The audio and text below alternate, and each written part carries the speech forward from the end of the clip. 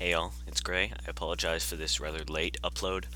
It was a video that was postponed because I was kind of busy doing some ringing as a sub for a competitive team. Uh, while I was doing that, I had the idea for this week's episode, or this Monday's episode. That is the meta surrounding TF2. If you played any kind of competitive game, you likely understand the meta.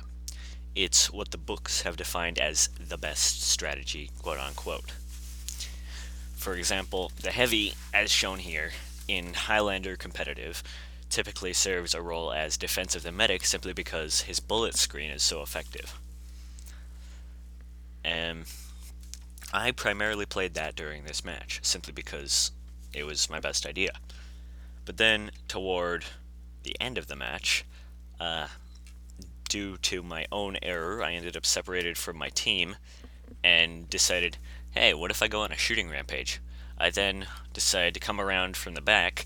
Nobody was looking for me, nobody was expecting me, and thus I managed to do quite a bit of damage before I was discovered, and by that time we had already won the round. That was an occurrence of me bending the meta. The meta states that I should stick by the medic and the demo man at all times, but I broke that. The enemy team was expecting me to be with the medic and the demo man, pushing in a different location, and if I wasn't there, I was probably dead. However, I was neither of those things, and I took them by surprise and managed to do quite a bit of damage. This does not just apply to gameplay. It applies to stuff like loadouts. Our heavy on my native Highlander team runs the Brass Beast frequently, and that often takes people by surprise.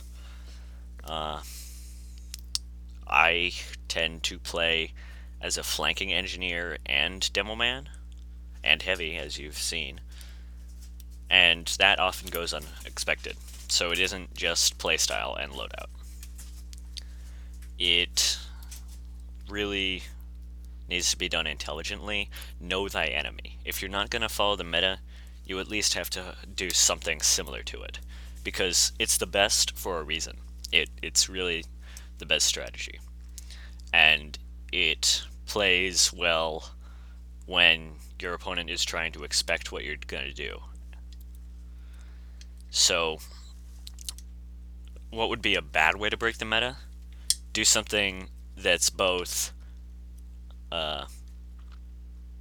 ineffective and against the meta. For example, if I had taken out my buffalo steak sandwich and tried to murder people that way, that would have been shut down very quickly because it's simply not designed to be as effective as the normal minigun strategy. And that's just the way the wind blows. You must know thy enemy, and your enemy must know the meta for breaking the meta to be effective. If you bend the meta to suit your own needs, and your enemy is taken by surprise by this action because they were expecting you to follow the meta, then it's extremely effective.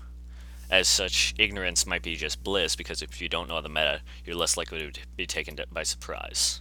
Of course, that brings up a whole new host of issues, but you get my idea. I appreciate you watching this short little video.